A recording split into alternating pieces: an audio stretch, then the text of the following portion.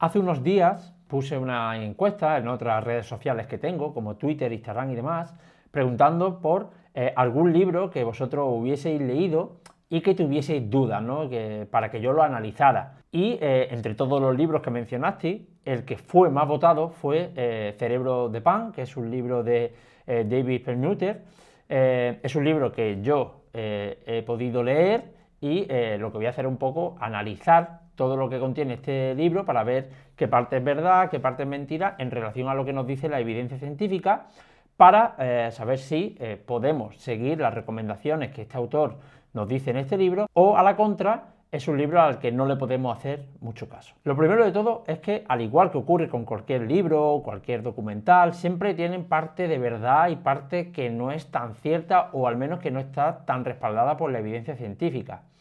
Esto lo que consigue es aumentar la credibilidad que tiene todo el libro, todo el documental en su conjunto. De hecho, no hace falta avanzar mucho en la lectura del libro para darte cuenta que adjunta evidencia científica de datos o temas que realmente no tienen ningún debate y que están ampliamente aceptados, pero cuando hace una afirmación categórica o comenta temas que sí son más debatibles, realmente o no adjunta evidencia científica, o la evidencia científica que adjunta no dejan de ser estudios preclínicos hechos en ratas y que tienen una gran cantidad de limitaciones, por lo tanto no sirven para extraer las conclusiones que el autor comenta en el libro.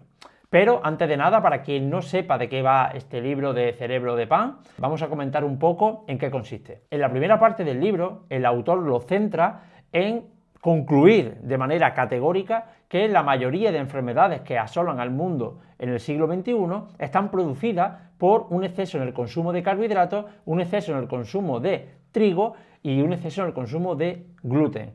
De hecho, adjudica una gran cantidad de enfermedades como puede ser obesidad, diabetes tipo 2, enfermedad cardiovascular, artritis, depresión, ansiedad, enfermedades autoinmunes como hipotiroidismo y un sinfín de patologías al consumo de carbohidratos, al consumo de trigo y al consumo de gluten. Sin embargo, en absoluto existe evidencia científica que respalde esta hipótesis. El autor en varias ocasiones se refiere a la dieta del hombre prehistórico en una dieta basada principalmente en grasa, es decir, una dieta cetogénica. Es más, concluye que nuestros ancestros comían hasta un 75% de sus calorías a través de la grasa. Sin embargo, esto en absoluto es cierto.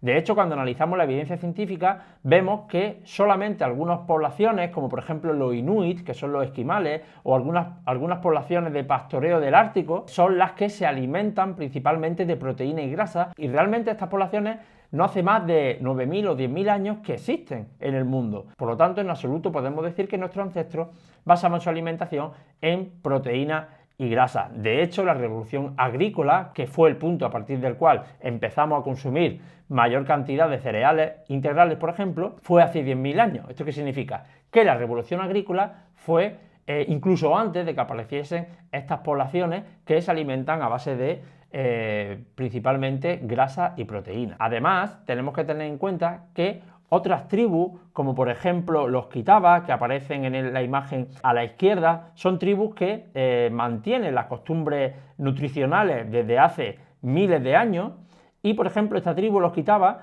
se alimentan un 70% de carbohidratos. Es verdad que es una tribu que no consume demasiados cereales, pero sí que incluye algunos de ellos que por tanto contienen gluten. A la derecha, arriba, tenemos la tribu de los Hapsa. Los Hapsa se alimentan de una variedad de macronutrientes y de alimentos enormes, pero uno de los principales componentes de su dieta es la miel. De hecho, hay épocas del año, porque no en todos los meses del año hay abundancia de miel, pero en los meses donde existe esta abundancia de miel, llegan a consumir hasta 2.000 calorías a base de este alimento. Tenemos que saber que la miel es básicamente azúcar, aunque no es trigo ni es gluten, pero sí que tiene un alto contenido en glucosa y fructosa. Abajo, a la derecha, están los simanes, que aunque consumen carne y consumen bastante alimentos de origen animal, también consumen una amplia variedad de cereales integrales. De hecho, cuando analizamos la presencia de miel en poblaciones de cazadores y recolectores, vemos que ha sido muy abundante en una gran multitud de tribus que se distribuyen a lo largo del planeta. Hablando de azúcares, pues por ejemplo podemos hablar de los hunza, que son originales de Pakistán, y se consideran una de las poblaciones más longevas del mundo, superando con facilidad los 100 años de edad, y estas personas pues comen muchísima fruta, y tengo que recordar que el propio autor David Perlmutter de Cerebro de Pan incluso critica el consumo de fruta. Es más, estos habitantes de Pakistán, los hunza, incluso durante 2 meses al año solo se alimentan a base de albaricoques y además consumen muchísimos cereales y legumbres. Como digo, esta población es una de las más longevas del mundo, superando con facilidad los 100 años de edad. Algunas poblaciones, también como los indios Kuna en Panamá, consumen hasta un 17% de sus calorías a través del azúcar, siendo buena parte de este azúcar blanco que compran en el comercio. Sin embargo, esta población no sufre ni de sobrepeso, ni de enfermedades cardiovasculares o diabetes tipo 2, que son muchas de las enfermedades que el autor de este libro menciona en su libro. Y ya analizando un poco más la evidencia científica que el autor incorpora en el libro, tenemos que ver que la mayoría de estudios son observacionales, son estudios preclínicos hechos en animales o tienen una gran cantidad de limitaciones. Además suelen ser estudios mecanicistas, es decir, estudios en los que se basan en mecanismos que luego no se extrapolan al resultado final que puede tener en el ser humano. De hecho, también hace lo que se conoce como cherry picking. ¿Esto qué significa? Esto significa que elige aquellos pocos estudios que podrían en alguna manera encajar con su discurso, pero omite la gran cantidad de otros estudios, que además son muchos más, que realmente niegan todas esas hipótesis y esas afirmaciones que el autor comenta. De hecho, como dije antes, las referencias citadas en el libro pues tienden a respaldar las afirmaciones sobre temas no controvertidos o que no tienen mucho debate, pero no respaldan realmente sus afirmaciones más controvertidas, y esto lo que genera es un efecto para el lector que con buena fe pues parece que el autor pues está aportando una gran cantidad de estudios científicos y que hay una gran cantidad de evidencia cuando realmente no es así. De hecho, una de las cosas que comenta es que tener el colesterol LDL elevado no supone un problema ni supone ningún riesgo para la salud, y tenemos que saber que esto a día de hoy está totalmente desmentido por la evidencia científica.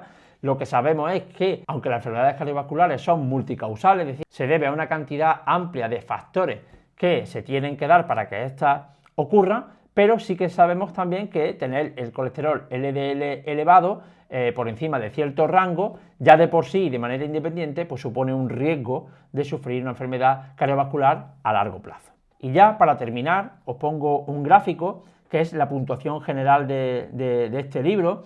Esta puntuación está sacada de una plataforma que varios científicos de renombre han hecho sin ánimo de lucro, y lo que hacen es evaluar ciertos libros que han sido bestsellers, como por ejemplo Cerebro de Pan, para ver qué precisión científica y cuánto deberíamos de seguirlo para mejorar nuestra salud.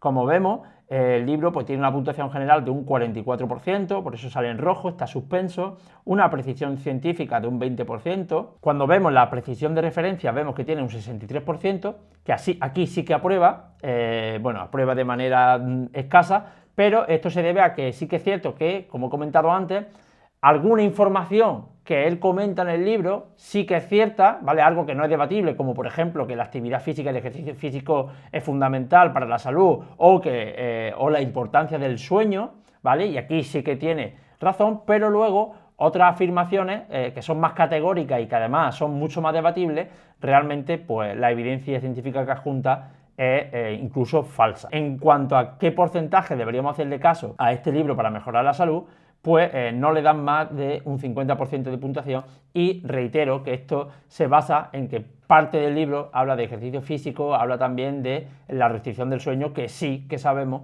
que con certeza que evidentemente tienen un impacto en la salud, pero suspende radicalmente en toda la parte nutricional, por decirlo de alguna manera, abogando por cosas que no están respaldadas por la evidencia científica. Antes de terminar, pues quería decir que todo mi respeto al autor o a cualquier autor, ¿vale? Mi intención en absoluto es criticar a nadie en concreto ni nada. De hecho, he hecho este vídeo porque me lo habéis pedido vosotros. Y esto es un ejemplo más de que la información, esté donde esté, puede estar en un libro, como por ejemplo en este caso, que ha sido un bestseller que ha vendido millones de copias, pues no siempre es verosímil y, bueno, entiendo que para el lector que esté menos cualificado en este sentido, pues pueda ser confuso, pero la verdad es que no hace falta realmente leer mucho de este libro para darte cuenta de que las afirmaciones tan categóricas que menciona, pues realmente a día de hoy no están basadas en evidencia científica. Hasta aquí mi análisis de este libro, de Cerebro de Pan. Si te ha gustado este formato, si quieres que analicemos otro libro o otros documentales, escribímelo aquí abajo y haré lo posible por grabar vídeos sobre ello.